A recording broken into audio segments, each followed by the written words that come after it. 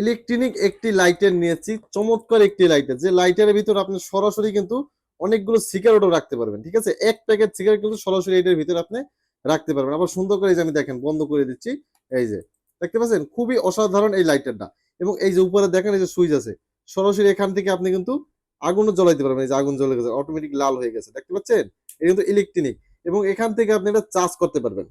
ঠিক আছে, charger cable কিন্তু এটার সাথে আপনি পেয়ে যাবেন। আমি সরাসরি আপনাদের কিন্তু আগুন জ্বলাই দেখাচ্ছি।